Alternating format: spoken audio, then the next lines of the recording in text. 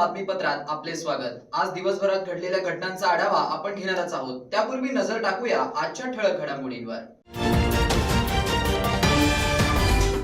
ही तर सभा फक्त झाकी आहे। ओबीसी एल्गार तो अभी बाकी आहे। ओबीसी नेते प्रकाश अण्णा शेंडगे यांचे प्रतिपादन। शहरात दहशत निर्माण करणाऱ्या शेख जमीर उर्फ कैची हर्सूल कारागृहात स्थानबद्ध, तर अनेक गुन्ह्यात वॉन्टेड असलेला शुभम जाट मुकुंदवाडी पोलिसांकडून गजाआड। आता बघूया सविस्तर बातम्या। ओबीसी भटके विमुक्त आरक्षण बचाव एल्गार सभेनंतर ओबीसी नेते आमदार प्रकाश अण्णा शेंडगे हे शहरात आले असता त्यांनी ओबीसी आरक्षण बचाव विषयी त्यांची भूमिका स्पष्ट केली। सामाजिकदृष्ट्या मागासलेपण जे आहे, सामाजिकदृष्ट्या मागासलेपण जोपर्यंत मराठा समाज सिद्ध करत नाही, त्यामुळे नुसतं सर्टिफिकेट घेऊन जे आहे, सर्टिफिकेट घेऊन पण मागास होत नाहीये। सगळ्या आयोगाने त्यांना मागासले नाही म्हणून सांगितलेलं आहे, सुप्रीम कोर्टाने मागासलेपण नाही म्हणून सांगितलंय। त्यामुळे 50% आतमध्ये कुणबीचे दाखले घेऊन मराठा समाजाला प्रवेश करता येणार नाही, ओबीसी मध्ये जाता येणार नाही। त्यांना घ्यायचं असेल तर वर्त द्यावं। जर असं काय त्यांनी प्रयत्न केला तर आम्ही कोर्टामध्ये प्रत्येक जीआरला जो आहे तो आम्ही कोर्टामध्ये आव्हान दिल्याशिवाय थांबणार नाही। भूमिका स्पष्ट केलेली आहे की आम्ही ओबीसी आरक्षणाला धक्का लावणार नाही। ही सरकारची भूमिका आहे, त्यात सगळ्या पक्षांची भूमिका आलेली आहे। त्यामुळं आरक्षणाला धक्का जो आहे ते लावणार नाहीत असं आश्वासन दिलं आम्हाला त्यांनी। पण जे सरकारकडून आम्हाला जे सांगण्यात आलेलं आहे की मराठा समाजाला आरक्षण जे कोर्टामध्ये टिकलेलं नाहीये, सुप्रीम कोर्टामध्ये, ते आरक्षण टिकवण्यासाठीची प्रक्रिया किती आहे, ती प्रक्रिया करून आम्ही मराठा समाजाला टिकणारं आरक्षण देणार आहे, कोर्टात टिकणारं आरक्षण देणार आहे, अशी भूमिका जी आहे ही राज्य सरकारची आहे। जर ह्या घटनेविरुद्ध असेल किंवा आमच्या आरक्षणाला धक्का लावणारा त्याच्यामध्ये काय एखादं कलम असेल तर त्या कायद्याला नक्कीच आम्ही आव्हान दिल्याशिवाय राहणार नाही। मराठ्यांना बॅकग्राऊंड आरक्षण कोण देत आहे? हा एकटा शिंदेचा निर्णय आहे की मग तुमचा रोग शिंदे प्रमुख अजित पवार या ठिकाणावर? बघा, हा सरकारचा निर्णय आहे, त्यामुळे ते एकटा शिंदे साहेबांचा असं मी म्हणणार नाही। तो निर्णय सगळ्या सरकारचे, त्यात सगळे मंत्री त्या जबाबदाऱ्या, सगळे जबाबदार त्यामध्ये, आणि कुणीही निर्णय घेतला असेल तर तो निर्णय अयोग्य आहे। आणि निजामाच्या नोंदी तुम्ही शोधताय, आता निजामाच्या आम्ही मान्य केला 5,000, 6,000, 11,000, आता लाखोच्या संख्येनं नोंदी तुम्हाला की आता सगळं महाराष्ट्रात नोंदी शोधायला तुम्ही। पण निजामाच्या काळामध्ये धनगरांच्या नोंदी एसटी मध्ये आहे, धोबी एसटी मध्ये आहे, बंजारा त्या ठिकाणी आहे, विमुक्त त्या ठिकाणी एसटी एसटी मध्ये आहेत। पण त्यांच्या नोंदी तुम्ही काय हे करत नाही? भटके त्या ठिकाणी एसटी मध्ये आहेत, त्या नोंदी तुम्ही का तपासत नाही? जी शिंदे समिती तुम्ही नेमताय तशी एखादी शेंडगे समिती तुम्ही नेमा ना, मग बघा काय होतं ते। या राज्यातील मराठा आरक्षणानं जे उग्र रूप धारण केलं होतं आणि त्याच्यामध्ये आमदार सारखे लोकप्रतिनिधींची सुद्धा घरं, बंगले आणि मोठमोठ्या ओबीसीच्या नेत्यांची सुद्धा कार्यालय, त्यांची हॉटेल्स हे जाळण्यात आली। आणि त्यामुळं एक अतिशय दहशतीचं आणि भीतीचं वातावरण जे आहे ते या वाड्या वस्त्यावरच्या सगळ्या त्या ओबीसी बांधवांच्या मध्ये एक भीतीचं वातावरण त्यावेळी निर्माण झालं होतं। हे वातावरण जे आहे, हे वातावरण त्या मानसिकतेतून ओबीसी समाजाला बाहेर काढण्यासाठी काल आमच्या सगळ्या ओबीसी नेत्यांनी ओबीसी एल्गार महामेळावा अंबड या ठिकाणी घेतला। अंबड या ठिकाणी का घेतला तर याच अंबडमधून हा मराठांचा एल्गार जो आहे तो त्या ठिकाणाहून सुरू झाला होता। आणि म्हणून ही सभा जी आहे आम्हाला अंबडमधून सुरू करावी लागली। व्यासपीठावर ओबीसीच्या सगळ्या पक्षाचे सगळे नेते मंडळी जे आहे, पक्षीय जोडे बाजूला ठेवून ओबीसीच्या आरक्षणाचं संरक्षण करण्यासाठी एकत्रितपणे झालेले उभ्या महाराष्ट्रातील ओबीसी आणि या सगळ्या भटक्यामुक्त समाजाच्या मंडळींनी पाहिलेली आहे। आणि त्यामुळे एक सुरक्षिततेची लाट जी आहे ती या समाजामध्ये जाऊ शकली। कारण रात्री बेरात्री सुद्धा या सरकारनं मराठा आरक्षणासाठी कुणबियांचे दाखले देण्यासाठी जीआर काढण्यात आले। आणि त्यामुळे अशी एक भीती होती की कधी या मराठा आरक्षणाच्या दडपणाला बळी पडून या ओबीसीच्या आरक्षणाचा घास तर हे सरकार घेणार नाही का? या ओबीसीच्या आरक्षणाचा घास तर हा मराठा समाज घेणार नाही का? आणि अशा अवस्थेमध्ये कालचा एल्गार सभा जो आहे, कालच्या एल्गार सभेमुळे ही सगळी भूमिका जी महाराष्ट्रातल्या सामाजिक न्यायाच्या चळवळीतला सगळ्यात मोठी ऐतिहासिक सभा जी आहे ती काल झालेली आहे। आणि खऱ्या अर्थानं या महाराष्ट्रामध्ये आता इथून पुढं सामाजिक न्याय जो आहे, सामाजिक न्याय या समाजाला, जो दलित समाज असेल, जो पीडित समाज आहे, याला आता सामाजिक न्याय नाही म्हणण्याची हिंमत जी आहे ते कुठल्याच सरकारमध्ये होणार नाही। आता ही जी सभा जी आहे ही सभा तर फक्त झाकी है, अभी ओबीसी का एल्गार और बहुत कुछ बाकी है। मनपा मुख्यालयाच्या प्रवेशद्वारालगतच मनपाचे स्वच्छतागृह बनवण्याचे काम सुरू केले आहे। याबरोबरच शहरातील विविध ठिकाणी सुलभ शौचालय बांधून पुढील 9 महिन्यानंतर नागरिकांसाठी खुले केले जाणार आहेत. महानगरपालिका प्रशासनाकडून वर्षानुवर्ष अक्षम्य दुर्लक्ष असलेल्या स्वच्छतागृहांबाबत आता चांगला निर्णय घेतला आहे. अलीकडेच प्रशासनाने जवळपास 10 कोटी रुपये खर्च करून शहरात विविध ठिकाणी अत्याधुनिक शौचालय उभारण्याचा निर्णय घेतला. मनपा मुख्यालयातही चांगल्या शौचालयाची गरज होती. शुक्रवारी कंत्राटदाराने काम सुरू केले. मनपाच्या आवारात तसेच शहरातील विविध ठिकाणी अत्याधुनिक सुलभ शौचालय बांधण्याचा निर्णय प्रशासनाने घेतला. शुक्रवारपासून कामाला सुरुवात करण्यात आली. शहरातील 17 लाख नागरिक पुरेशा प्रमाणात सार्वजनिक स्वच्छतागृह नसल्याने मागील अनेक वर्षापासून प्रचंड त्रास सहन करीत होते. नागरिकांची नेहमी हीच अडचण लक्षात घेऊन महानगरपालिका प्रशासक जी श्रीकांत यांनी 10 कोटी रुपये खर्च करून शहरात विविध ठिकाणी स्वच्छतागृहे उभारण्याचा चांगला निर्णय घेतला आहे. या निर्णयाची अंमलबजावणी सुरू करण्यात आली आहे.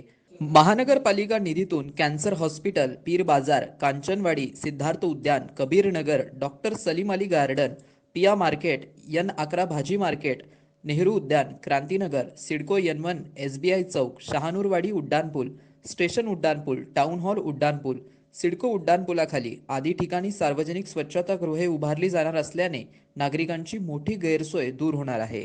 शिवाजीनगर रेल्वे गेट क्रमांक 55 रेल्वे भुयारी मार्ग तयार करण्याच्या कामाला घोषणा केल्यानंतर काम उशिराने सुरू करण्यात आले असले तरी सदर काम मुदतीपूर्व करण्याचा दावा प्रशासनाने केला आहे. शिवाजीनगर रेल्वे भुयारी मार्ग तयार करण्याच्या कामाला पुन्हा एकदा सुरुवात करण्यात आली असून सध्या हे काम प्रगतीपथावर आहे.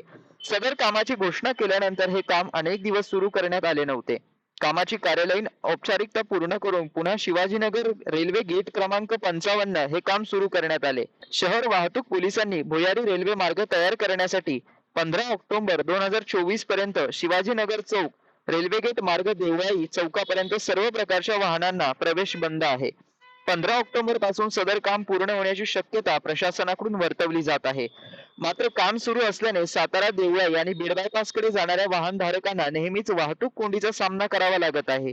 संग्रामनगर उड्डाणपुलावर ट्रॅफिक जाम होण्याचे चित्र नेहमी पाहावयास मिळते. शहराचे माजी महापौर तसेच महापालिकेत माजी आयुक्त अधिकाऱ्यांकडून शहर विकासाचे विजन जाणून घेऊन त्यातून शहर विकासाचे नवीन विजन ठरवण्याचा प्रशासक जी श्रीकांत यांचा प्रयत्न आहे. यासाठी महापालिकेच्या वर्धापन दिनी संवाद कार्यक्रम आयोजित केला जाणार आहे. पुढील महिन्यात 8 डिसेंबर रोजी पालिकेचा वर्धापन दिन साजरा केला जाणार आहे. त्यामुळे आतापासूनच प्रशासनाने वर्धापन दिनाची पूर्वतयारी सुरू केली आहे. या संदर्भात प्रशासकांनी शुक्रवारी स्मार्ट सिटी कार्यालयात अधिकाऱ्यांची बैठक घेतली. या बैठकीत वर्धापन दिनाच्या निमित्ताने कोणकोणते उपक्रम राबवावेत यावर प्राथमिक चर्चा झाली. चर्चेअंती कार्यक्रम व उपकार्यक्रमांचे प्राथमिक स्वरूप ठरविण्यात आले. यावेळी पालिकेच्या वर्धापन दिनानिमित्त 5 दिवस विविध कार्यक्रम व उपक्रम राबविले जाणार आहे. 8 ते 15 डिसेंबर दरम्यान हे कार्यक्रम होतील. वर्धापन दिनानिमित्त शहरात महापुरुषांच्या पुतळ्यांची स्वच्छता व अभिवादन, पालिकेच्या प्रांगणात पत्रकार व अधिकाऱ्यांची क्रिकेट स्पर्धा, महिला अधिकारी कर्मचाऱ्यांसाठी फन गेम, संत एकनाथ रंगमंदिरात गतवर्षीप्रमाणे सांस्कृतिक कार्यक्रम आयोजित केले जाणार आहे.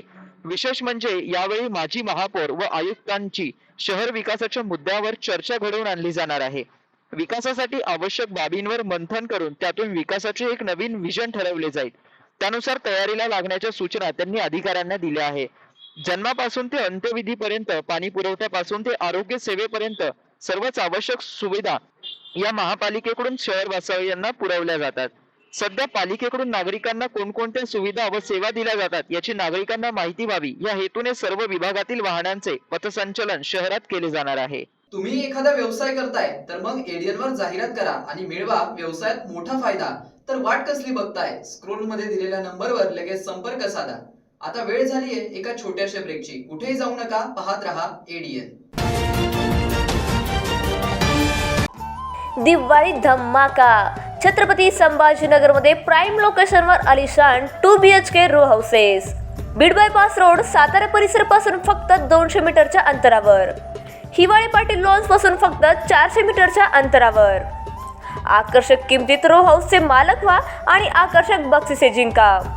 किंमत फक्त 51 लाख पासून पुढे. विकसित क्षेत्रात अधिष्ठान आहे.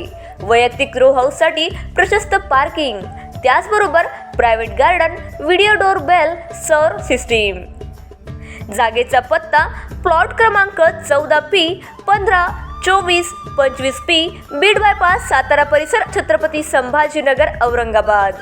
खरेदीसाठी आमचा कॉन्टॅक्ट नंबर आहे 9860056488. सर्व बँक कर्ज उपलब्ध आहेत. अटी आणि शर्ती लागू. छुपके से आके तूने दिल में समा के तूने छेड़ दिया कैसा ये फसाना, ओ मुस्कुराना भी तुझी से सीखा है, दिल लगाने का तू ही तरीका है, एतबार भी तुझी से होता है, आऊं ना होश में मैं कभी. मस्त मास्क पहना रे तूने. Thank you sir. वो जान बचाने के लिए पहनना पड़ता है ना सर. रेडीमेड है या टेलर मेड है? ऑनलाइन ऑर्डर किया है सर. एक और है क्या? है ना सर. देना. बहुत मस्त लगे आपको. ये ना सर. सर सर सर ये ना भाई, जान बचाने के लिए बाइक चलाते वक्त सिर्फ खोपड़े पे मास्क पहनेगा तो खोपड़े को कौन बचाएगा? समझ गया सर. हेलमेट ऑनलाइन ऑर्डर कर, वरना हमेशा के लिए ऑफलाइन हो सकता है. Okay sir. ये ले. चल हम ये भी ऑनलाइन भर दे. हेलमेट पहने, ट्रैफिक नियमों का पालन करे, जिंदगी के सफर को सुरक्षित रखे. ब्रेक नंतर पुन्हा एकदा स्वागत. आपण बघत आहात एडीएन बातमीपत्र. महानगरपालिका ड्रेनेज विभागासाठी खरेदी करण्यात आलेले पॉवर रॉडिंग मशीन, ट्रायपॉड सेट आणि 2 ट्रक यांचे उद्घाटन प्रशासक जी श्रीकांत यांच्या हस्ते नुकतेच स्मार्ट सिटी कार्यालय परिसरात करण्यात आले. महानगरपालिका ड्रेनेज विभागासाठी खरेदी करण्यात आलेले 3 पॉवर रॉडिंग मशीन, 9 ड्रायपॉड सेट, अतिक्रमण विभागासाठी खरेदी केलेले 2 ट्रक यांचे उद्घाटन प्रशासक जी श्रीकांत यांच्या हस्ते नुकतेच स्मार्ट सिटी कार्यालय परिसरात करण्यात आले. यावेळी अतिरिक्त आयुक्त रणजित पाटील, सौरभ जोशी, शहर अभियंता AB देशमुख, कार्यकारी अभियंता अमोल कुलकर्णी, BD फड, RN संध्या, KM फालक, फारुख खान व इतर विभाग प्रमुख व उप अभियंता आणि अधिकारी यांची उपस्थिती होती. नवीन खरेदी करण्यात आलेले पॉवर रॉडिंगचे प्रात्यक्षिक यशस्वीरित्या पार पडले. प्रशासक जी श्रीकांत यांचे समक्ष SSC बोर्ड ते पीर बाजार रस्त्यावरील मुख्य ड्रेनेज लाईनचे चेकअप काढण्याचे प्रात्यक्षिक करून दाखवण्यात आले. सदरील पॉवर रॉडिंग मशीन टाटा एसवर चढून अशा प्रकारे 3 वाहने महापालिकेच्या ताफ्यात सामील झाले आहेत. 10 HP चे इंजिन असणाऱ्या या वाहनांची प्रत्येक किंमत 9 लाख रुपये इतकी आहे. बद्दी मारून ड्रेनेज चेकअप काढण्याची जुनी पद्धतीतील सदरील तंत्रज्ञानाने यशस्वीरित्या बदलले आहे. पॉवर रॉडच्या तोंडाला वेगवेगळ्या प्रकारचे चोकअप काढण्यासाठी किमान 5 अटॅचमेंट देण्यात आले आहे. सदरील मशीन बाबत वॉर्ड अभियंत्याचे अभिप्राय घेऊन प्रत्येक झोनला एक पॉवर मशीन उपलब्ध करून देण्यात येणार आहे. भारतीय कृषक समाजाच्या वतीने बैठकीचे आयोजन केले होते. बैठकीबाबत एडीएन सोबत बोलताना अधिक माहिती देण्यात आली. आज N3 या छत्रपती संभाजीनगरच्या मुख्य ऑफिसमध्ये आज या ठिकाणी मीटिंग आयोजित करण्यात आली होती. या मीटिंगच्या माध्यमातून डॉक्टर पंजाबराव देशमुखांनी जी संकल्पना मांडली होती शेतकऱ्यासाठी, ती संकल्पना संपूर्ण राज्यामध्ये कशा पद्धतीने आम्हाला नेता येईल त्यासाठी आम्ही चिंतन मंथन केलं. आणि त्या ठिकाणी डॉक्टर पंजाबराव देशमुखांचं म्हणणं होतं शेतकऱ्यांनी आर्थिक साक्षर झालं पाहिजे. त्या काळात त्यांनी सांगितलं होतं तो संकल्प आम्हाला न्यायचा आहे. आणि डॉक्टर पंजाबराव देशमुखांची 125व्या जयंतीच्या निमित्ताने 125 खेड्यामध्ये आम्ही हा कार्यक्रम राबवणार आहे वर्षभरामध्ये. आणि त्याच्या माध्यमातून नवउद्योजक तयार करणारे शेतकरी साक्षर झाला पाहिजे. कशा पद्धतीने शेती आणि माती हे कशा पद्धतीने केली पाहिजे, पाणी आणि आताचं बघा तुम्ही माती खराब व्हायला लागलेली, त्याच्यावरती आता आमचे आर्थिक तज्ज्ञ आहेत ते मार्गदर्शन करणारे 1000 उद्योजकाची आम्ही संपूर्ण देशामध्ये एक टीम बनवलेली. त्यांनी शून्यातून विश्व निर्माण केलेलं आहे. आणि ते लोक आम्हाला येऊन सनी मार्गदर्शन करणारे, प्रत्येक खेड्यामध्ये जाणारे, प्रत्येक खेड्यातला तरुण हा उद्योजक झाला पाहिजे, व्यावसायिक झाला पाहिजे. म्हणजे त्यांना उद्योगधंदे कशा पद्धतीने करायचे, त्यांच्या मालाला हमी भाव कसा मिळवून द्यायचा, त्यांनी जे स्वतःचे मॅन्युफॅक्चरिंग युनिट टाकले तर त्यांच्या मालाला मार्केटिंग कशी करून द्यायची, यासाठी 1000 लोक हे आम्हाला मार्गदर्शन करणारे. आणि आमच्या या संघटनेचे जवळपास 80 लाख सभासद आहे. ते 80 लाख सभासदसुद्धा आम्हाला एकमेकाला मदत करणारे. माझं काय प्रॉडक्ट आहे ते त्याची ब्रँडिंग करणारे, बाकीच्यांचं काय प्रॉडक्ट त्यांची ब्रँडिंग आम्ही करणारे. एक चांगल्या माध्यमातून हा एक भारत कृषक समाज जो आहे एक चांगल्या माध्यमातून शेतकऱ्यांना उभा आणि आर्थिक नियोजनाच्या संदर्भात एक चांगल्या पद्धतीने मार्गदर्शन करणारे. त्यासाठी आम्ही 125 गावामध्ये डॉक्टर पंजाबराव देशमुख यांच्या जयंतीच्या माध्यमातून आम्ही आर्थिक साक्षरता अभियान राबवणार आहोत. भारतीय कृषक समाज हा आज भारतभर काम करतो आहे. तर आमचं काम काय आहे की जसं डॉक्टर पंजाबराव देशमुख भारताचे पहिले कृषी मंत्री, कृषीरत्न, शिक्षण महर्षी यांनी आपला संदेश दिलेला आहे. आणि तो संदेश, त्यांचे विचार आपण शेतकऱ्यापर्यंत तळागाळापर्यंत न्यायचं काम करतो आहे. मग काय संदेश होता की शेतकऱ्यांसाठी त्यांचं असं बनणं होतं की शेतकरी हा शास्त्रज्ञ आहे, शेती त्याची प्रयोगशाळा आहे आणि कच्च्या मालाचं रूपांतर जोपर्यंत पक्क्या मालात होणार नाही आहे तोपर्यंत आपली उन्नती होणार नाही आहे. तर त्या अनुषंगानंच आपलं काम आहे. आपली माती आपली माणसं. आणि आमचं एक स्लोगन आहे, माती पैलवान तर पीक पैलवान. तुम्हाला माहीत आहे की निसर्ग निर्बलता मान्य करत नाही, म्हणून आपल्याला येणाऱ्या पिढीला सबल व्हायचं आहे आणि अहोरात्र काम करून आपण सर्व मिळून निश्चितच बलवान होऊ हीच अपेक्षा. आज आपल्याला शेतीपूरक व्यवसायासाठी जी आपली धडपड चालू असते तर त्या उद्योजकाला आपल्याला एक प्रकाश ज्योतामध्ये आणण्यासाठी आपण ही प्रक्रिया राबवण्यासाठी आपलं या संघटनेचं कामकाज चालू आहे. यामध्ये महिला उद्योजक ज्या आहेत त्या बऱ्यापैकी आहेत सध्या कार्यरत, परंतु त्यांना काही प्रशिक्षण अभावी त्यांना बाजारभाव किंवा जे मार्केटिंग करणं, ट्रेडिंग करणं हे जमत नाही आहे. तर ह्या महिलांना आपल्याला प्रशिक्षण देऊन त्या प्रक्रियेमध्ये कार्यरत करून त्यांना उद्योजक, एक यशस्वी उद्योजिका बनवण्याकरिता आपण या ठिकाणी प्रयत्नशील आहोत आणि कामकाज आपलं चांगल्या प्रकारे चालू आहे. रात्रीच्या अंधारात लपलेल्या आरोपीला पोलिसांनी पकडले तर तो वॉन्टेड गुन्हेगार निघाला. आपण पोलिसांच्या तावडीत सापडलो याची जाणीव होताच त्याने ब्लेडने स्वतःवरच वार करून घेत नाटक केले. मात्र 8 वर्षापासून वॉन्टेड असलेल्या या गुन्हेगाराच्या नाटकाला पोलीस बधले नाहीत आणि त्याला गजाआड करण्यात आले. शुभम भिकुलाल जाट, वय 27, राहणार जय भवानी नगर, गल्ली नंबर 16, मुकुंदवाडी असे या अट्टेल गुन्हेगाराचे नाव. मुकुंदवाडीसह परिसरात दहशत पसरवणारा गुन्हेगार शुभमवर अनेक गंभीर गुन्हे दाखल आहेत. 2017 पासून त्याची गुन्ह्यांची मालिका सुरूच आहे. मारहाण करून दहशत निर्माण करणे यासारखे गंभीर गुन्हे त्याच्यावर आहे. नागरिकांना अडवून लुटणे, गंभीर जखमी करणे असे गुन्हे तो वारंवार करीत असे. आरोपी शुभम जाट याच्यावर मुकुंदवाडी पोलीस स्टेशनमध्ये 2 गुन्हे दाखल असून त्यात तो फरार आरोपी होता. तर मुकुंदवाडी येथीलच आणखी एका गुन्ह्यात त्याच्यावर पोस्को गुन्ह्यात अटक वॉरंट असल्याची माहिती मुकुंदवाडी पोलीस ठाण्याचे पोलीस निरीक्षक शिवाजी तावरे यांनी दिली. त्याने जय भवानी परिसरात ब्लेडचे वार करीत एकाला लुटल्याची खबर मुकुंदवाडी पोलिसांना मिळाली. खबर मिळताच पोलीस निरीक्षक शिवाजी तावरे आणि पथकाने त्या चौकात धाव घेतली असता रात्रीच्या अंधारात लपलेला शुभम जाट याला अटक करण्यात आली. नारेगावचा कुख्यात गुंड शेख जमीर उर्फ कैची माणिकनगर नारेगाव याला पोलिसांनी MPDA कायद्यानुसार हर्सुल कारागृहात स्थानबद्ध केले आहे. पोलीस आयुक्त मनोज लोहिया यांनी ही कारवाई केली. खून, जीवघेणा हल्ला, लूटमार, दहशत निर्माण करणे असे अनेक गुन्हे कैची विरुद्ध MIDC सिडको व सिडको पोलीस ठाण्यात गुन्हे दाखल आहेत.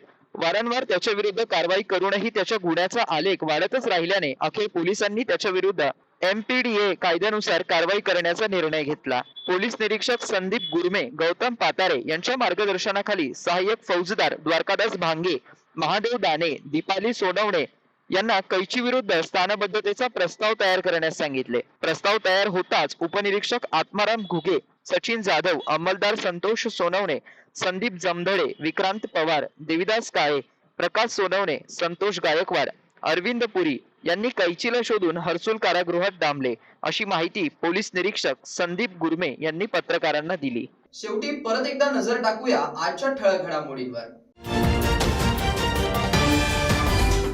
ही तर सभा फक्त झाकी आहे. ओबीसी एल्गार तो अभी बाकी आहे. ओबीसी नेते प्रकाश अण्णा शेंडगे यांचे प्रतिपादन. शहरात दहशत निर्माण करणाऱ्या शेख जमीर उर्फ कैची हर्सुल कारागृहात स्थानबद्ध, तर अनेक गुन्ह्यात वॉन्टेड असलेला शुभम जाट मुकुंदवाडी पोलिसांकडून गजाआड. याचबरोबर हे बातमीपत्र इथे संपलं. पुन्हा भेटूया पुढील बातमीपत्रात. तोपर्यंत बघत रहा औरंगाबादकरांच्या हक्काचं बातमीपत्र ADN.